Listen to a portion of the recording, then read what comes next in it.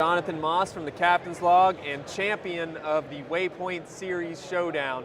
Jonathan, how are you today? Good, man. Great to see you. Thanks for Yeah, having me. absolutely. Here at iCAST 2022.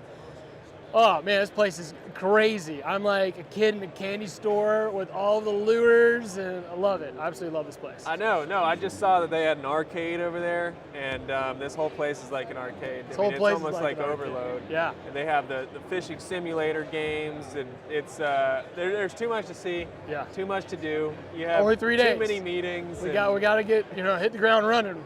Yep. See it all. Yep, absolutely. And one of the things that kind of took us all by surprise was you winning the series showdown. I say that in a good way because you knocked off my dad from Saltwater Experience Round one. right off the bat.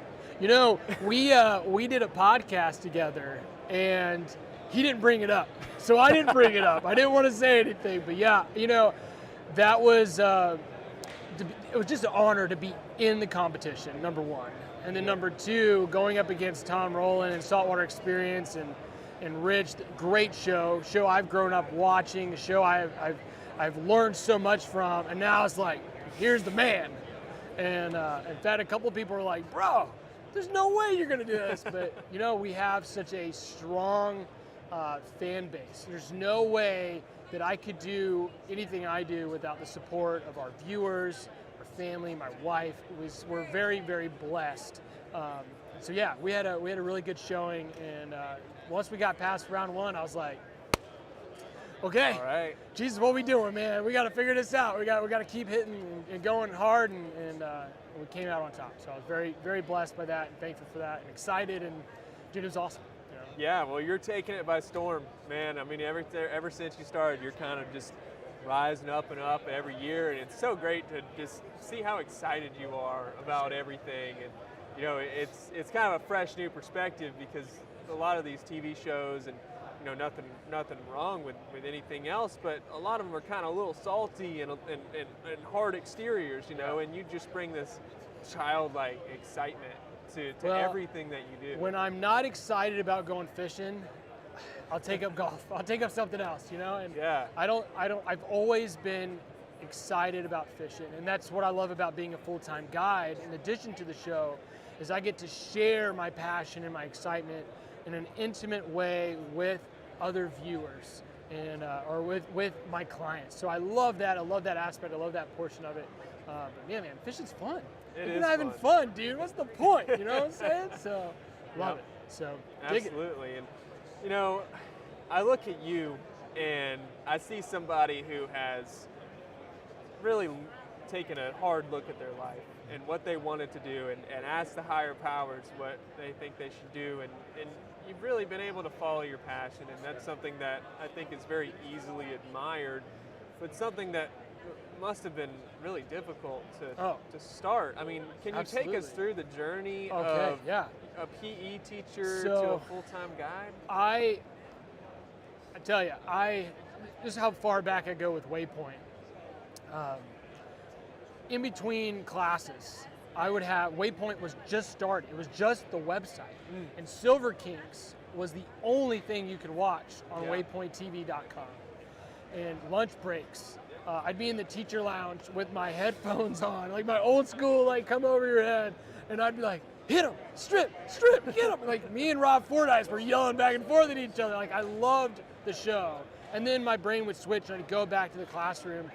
My classroom being PE field outside, and I was just like, God, I'm trusting in you that I feel like you want to take me somewhere else, and I feel like fishing's that thing, but I need some confirmation. And the next thing you know, it's like doors started opening. I was able to, I needed to pay for a boat. I started asking God for extra work. I started playing music all over Orlando on top of teaching full time. I got roommates that moved in with me that were paying my mortgage, so I was able to save money, buy my boat, and then I got my captain's license, and then I was broke because I spent a lot of money on a brand new skiff, which in hindsight wasn't needed, but it was nice to have and be a part of that whole build process.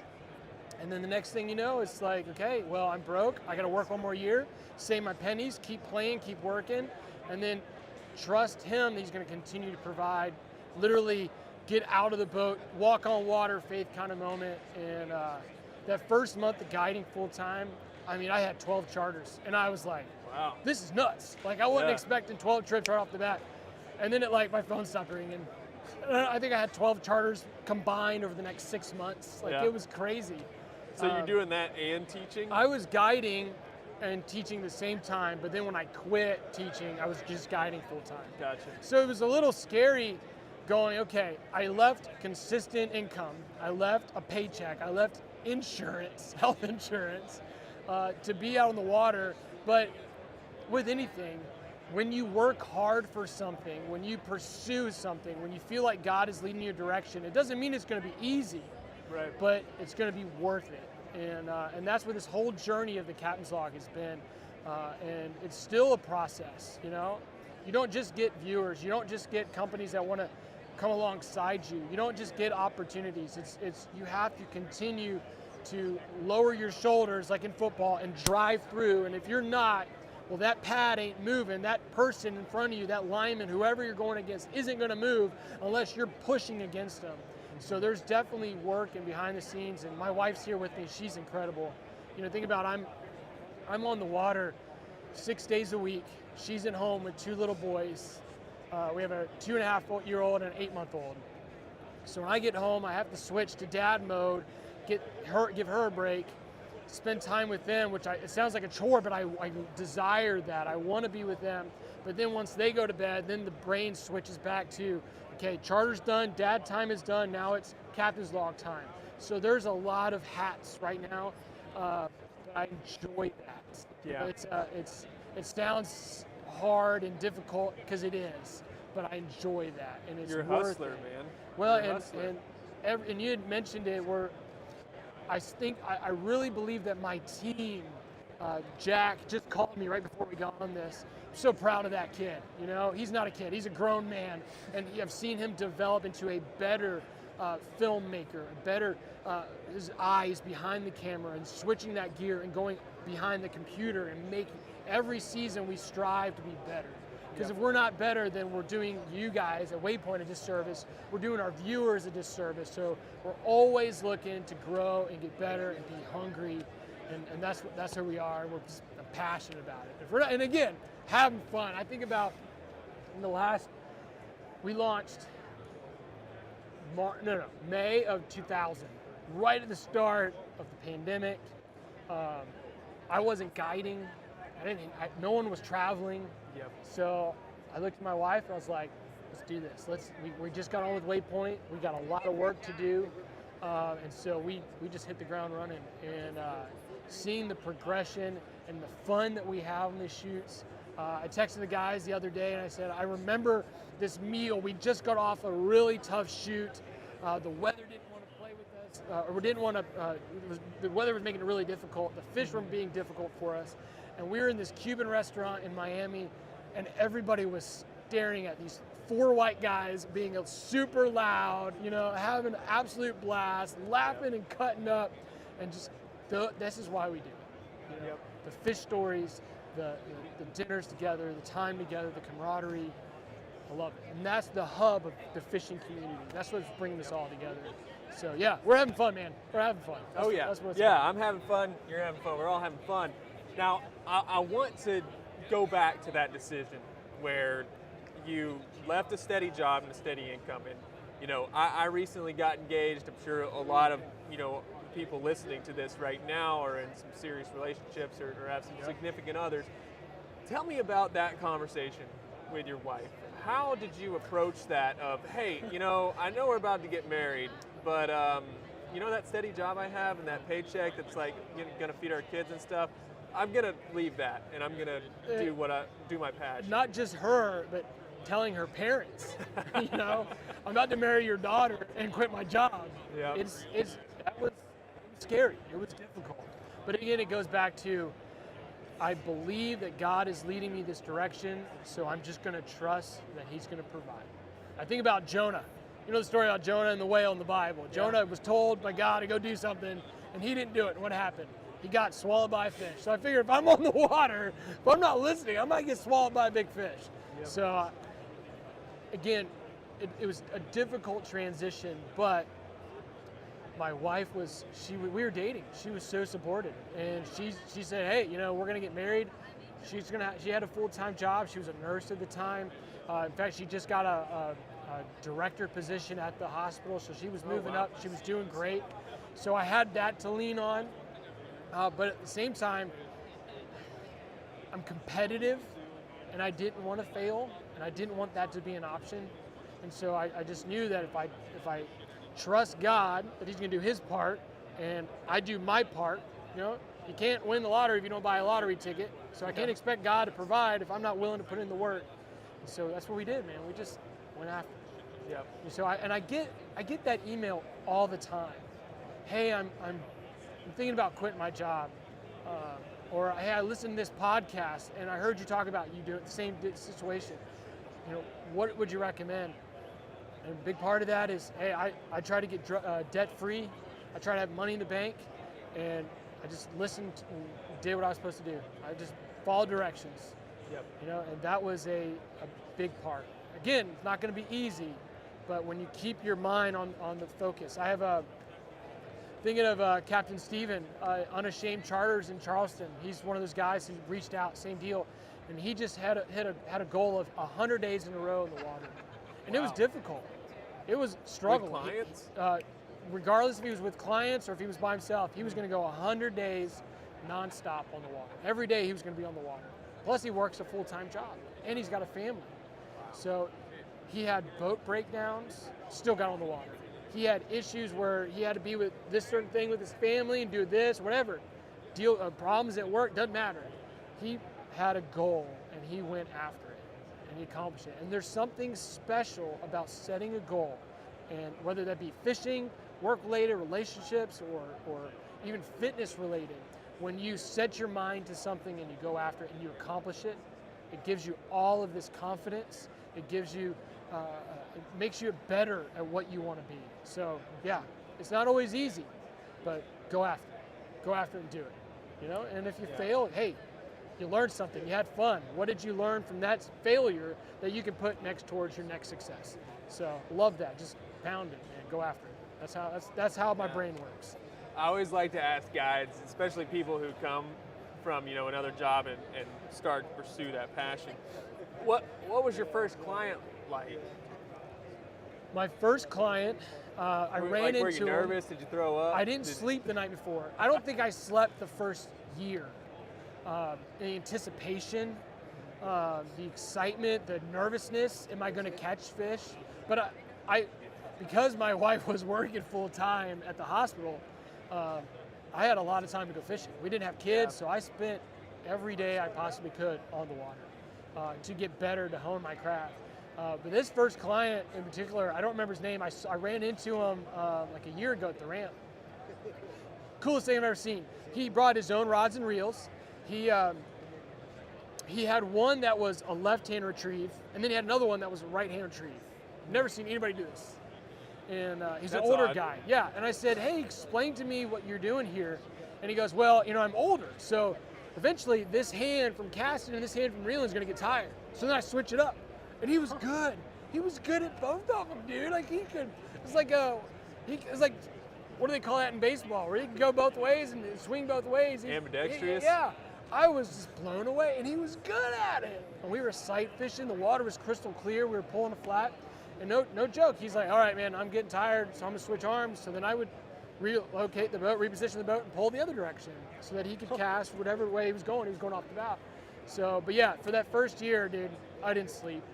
Yeah. I was nervous. I would always stay longer. They'd book a 4-hour. I say, hey, I'm having fun. You want to go look for more fish? And they would always say yes. So I was just, anything we could do to keep people happy and to have fun and pursue fish. Yeah. Pursue fish. That's what it's about. That's great, man. I love those first client stories.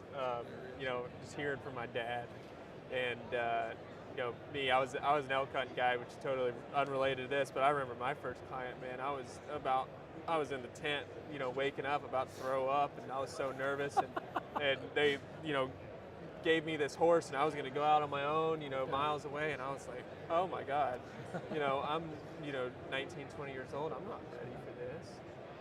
But it worked out, and it was great. It was just kind of like your story. You said elk hunting? Yep. See, when you're a guide, there are 3 jobs that have to happen. Okay? Whether you're hunting or you're fishing, 3 jobs. The guide has to put you in front of the animal or the fish. The client has to present their lure to the fish or make the shot. And the animal has to either be standing there so it can be pursued and hunted, or the fish has to eat. Yep. And if any of the 3 don't happen, it's an unsuccessful trip per se. So I tell people all the time, I'm going to do my job, and I'm hoping the fish do their job. I need you to do your job. If all 3 jobs happen, we're going to be successful. And you got to have a good time. Yeah, and we have fun. Got to have a good time. Got to have fun. Yeah. So, I get people all the time that have 0 fishing experience. So, do you like those more than the experienced people because you get to show them something new? It's 2 different trips. Yeah. With the unexperienced angler, most of the time I'm teaching them how to cast, and sight fishing pretty much out the window. Let's not worry about sight fishing. So then I take them, because they're not, it's a difficult, you have to cast in a hula hoop. Correct. And do it from 80 feet away. Yeah. And it's precision. So it takes a lot of skill and time and practice. So with the newbies, I get to put them on fish. I'll go chase ladyfish. I'll go chase jacks. I'll go find a drop-off that's holding a bunch of schoolie trout, and they might only be up to 15 inches. But that person immediately lights up. And they're like children. If you keep a child busy, or you keep a new angler busy, they're going to get better. They're just, iron sharpens iron. They're going to get better and stronger and more focused. And then, next time, let's go after that fish. Yeah. Go and take them. Show them the sight fishing stuff so they get that little taste. And then they're going to see, okay, I do need to work on this, this, and this. And then from there, it's like, okay, I'm going to go home, and I'll see you in 6 months, and we'll do it again. And I love that progression, that light bulb moments. It was just like when I was a teacher. I was an elementary school PE teacher. I would have kindergartners, 5-year-olds, who had no idea. And you teach them how to dribble a basketball or throw a ball. And those moments, the light bulb goes off, and they get it, and they light up, and they're excited. Same thing on the boat. So I love that. But on the flip side, last week before last, I had a client from New Zealand. And he was a fly fisherman. And when I get people say they can fly fish, I always take them to a spot first before. A little skeptical. Yeah, I want to see what they can do. Everyone says they can double haul, and then they get there and they don't know what they're doing. Yeah. So I don't want to say everyone, but it happens quite often. So this guy, he said, all right, I can fish. Okay, so I take him to the spot, he makes a couple casts, and immediately my brain shifts. Okay, he can do it. So the pursuit, it becomes different. Yeah. We ended up getting Grand Slam, Indian River Grand Slam, wow. redfish, trout, tarpon, and snook on fly. Wow. It was a great day. Now, did we have to work? Yeah, because you're still dealing with fish that are picky, that get presented to often.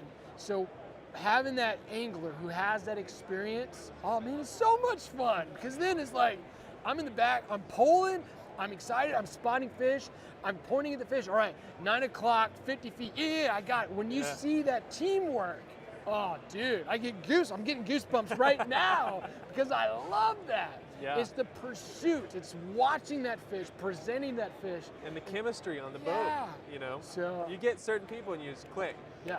You just click with them. One thing though I don't do, I don't yell and scream and cuss at people, because I'm the type that I'm gonna screw it up. If you get in my head, I try to be an encourager. That's the biggest thing on my boat. When you get on my boat, I want to be an encourager. I want to be your best friend, because your success is my success. That's how I go approach every trip. Whether you're catching ladyfish, which people discredit ladyfish, they're a blast, especially for mini kids. tarpon, man. Mini They're tarpon. great. You get a 1,000. Except for they poop all over the boat. They do poop all over the boat, but when you have kids on the boat and little boys, they think it's awesome. And listen, pro tip, dude, seriously, when you get a fish they get real slime. Rub it on your face. It'll make your beard grow, dude. I'm telling you, I've been shaving since I was 10 years old from all that fish slime. But it is, dude, they're so much fun. And then you get that excitement. You see those kids light up on those fish, dude. I love it. I love it. And they skyrocket like 3 feet in the air. Oh, it's so much fun. But I tell you, it's just the pursuit. You know, that's the whole heart of the Captain's Log. You know, the whole idea is, let's bring these stories. I'm not a reader. I've been trying so. In fact, I have 3 books with me today because I'm trying to put more old school and new school fishing knowledge in my head, in my brain, in my heart. Yeah. But on top of that, I want to bring these stories. I want to bring these days on the water. What's up, buddy? Good to see you. I want to bring these days on the water to life. You know, these are the stories I love to read. These are the stories. I just picked up Fly Fishing for Tarpon by Bishop. I forget his first name. Oh, yeah, I've read that. Yeah. The first intro is just a giant story, and I'm just Very on the descriptive. edge on my seat, just reading, and I'm like, I've never been this way with books. Yeah. But that's the stuff that I love, and that's what I want to do with the show. I want to bring these pages of the Captain's Log to life. That's the whole idea behind the name. That's the whole idea behind our heart and our message and our passion is we want you to feel like you're on the boat with us, pursuing these fish, chasing these fish. Yeah. You know?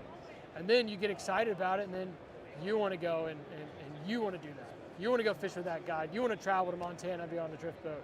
That's what it's about. So, love it. So you're a very excitable guy. What would you say gets you the most excited? Is it a species? Is it a certain way of fishing? Is it, you know, fishing with a certain type of person? People ask me all the time on the boat, where do you prefer, fresh, salt? Really, the tug is the drug. Yeah. I just like catching. I have caught native brook trout that were the size of mullet that we would chunk at a redfish. If that. Yeah, and they were beautiful. And we were in the mountains. You know, that day I was by myself, and it was on a fly that I was taught how to tie by a friend of mine. Very so cool. all of these little pieces, but at the same time, you know, we were talking about chasing permit, and I remember catching my first permit in Key West with Captain Nick Labady. Oh, and, right on. It was my birthday. My wife booked a trip for me to go. Yeah. She was with me. Nick's the man, dude. Yeah, He'll put you on the fish. We filmed an episode. I got a Key West slam with him.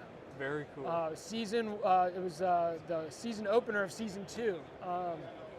So it's just the pursuit. I don't care what it is. I just like catching fish. And like I said, when that goes away, I'll do something else. But you know, I don't think it'll ever go away. I don't think so, man. I don't think a person as high energy as you and as excitable as you and who just has a passion for it, I don't think that'll ever go away. I don't think it will either because I don't want to play golf.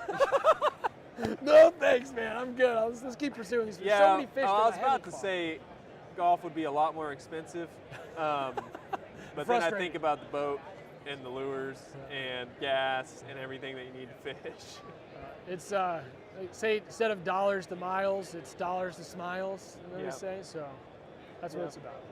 So what's going on with the Captain's Log, man? So what kind of developments are you doing? What does this upcoming season look like?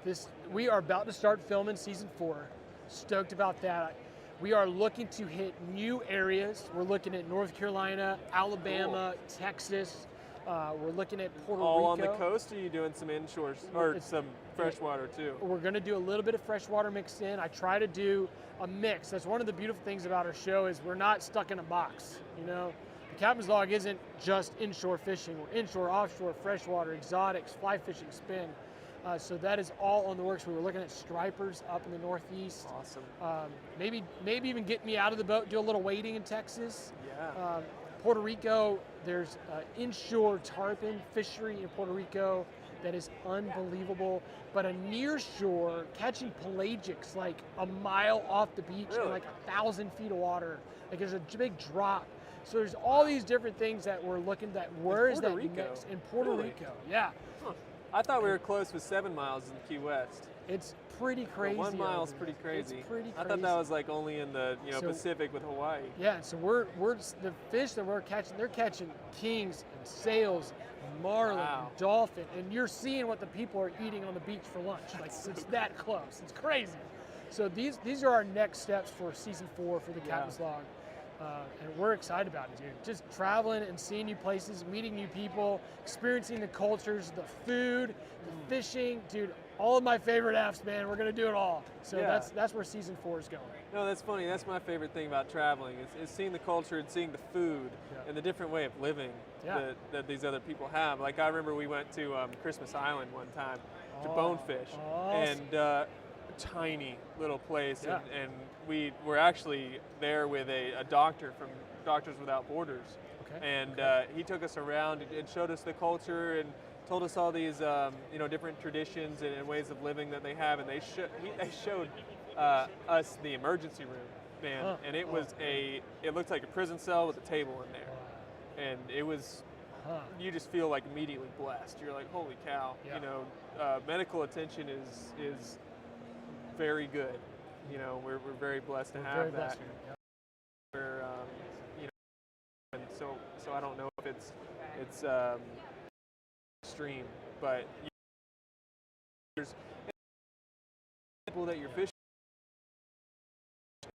speak the same language. You're united under this common umbrella Yeah. of just being so excited and Yeah. so passionate Yeah. about And this the fish. guy in the back is just as excited and passionate about you in the front catching Yeah. fish. I love that. So Yeah. that's I've been to Puerto Rico once before, and what they do in Puerto Rico I've never seen anywhere else is people will like a food truck.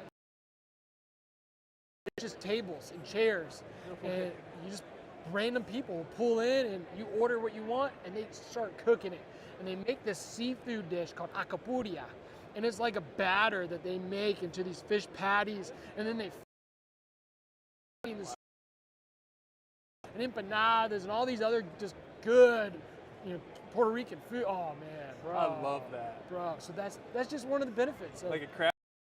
It's like a crab cake. Shrimp and fish. Bro, and you're in the yard, you're just like hanging out. When you domestically or abroad, and going on these fishing trips and these experiences, I love it. That's what it's about. Do you ever bring we went I've been around the US fishing and I like to take things from different cultures to my fishing on the river. Do you ever do that with your fishing? Like for instance, one of the things that the guides out west do is they bring a table and they set it up on a river bank and they cook hot dogs and burgers for the guides, and I've kind of incorporated that in mind. Do you ever do that with the cultures that you see? So, what we've done so far is we did an episode in South Florida with Captain Justin. In fact, he walked by not too long ago, and he's Vietnamese, and he does a shore lunch where he makes you lunch, and it's Vietnamese food, and you get to pick what you want. And that was fun. That was something different we haven't done before on an episode.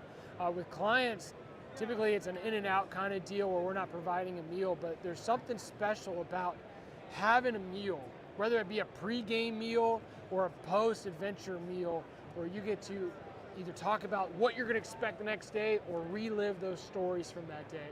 There's something special about that, and we need to do more of it. I think we could. With the show, we've talked about talking about those cultures, bringing more of just the fishing aspect and bringing that more so you can see and you can dive into those cultures and learn more about it. Something special about that. Oh yeah. So, but no, and then food everywhere. When we did talking about Louisiana and doing getting crawfish and a shrimp boil and eating king cake. It's the only place you can get it. We did an episode in Charleston and we actually cast netted some shrimp, and we did a shrimp boil, low country boil, at the end of our trip. We used one of the shrimp to catch a triple tail I was like, all right, we caught our triple tail. Let's save the rest for the boil. Heck yeah. But these are the things that you experience when you go to new cultures, new states, new cities. And so that's just definitely a perk of traveling while you're fishing.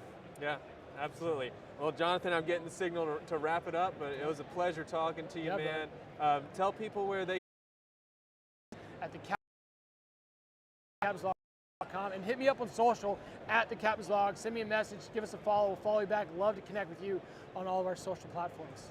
Jonathan, it was a pleasure, man. You're Yes, sir. definitely a source of inspiration to me and the rest of our audience. So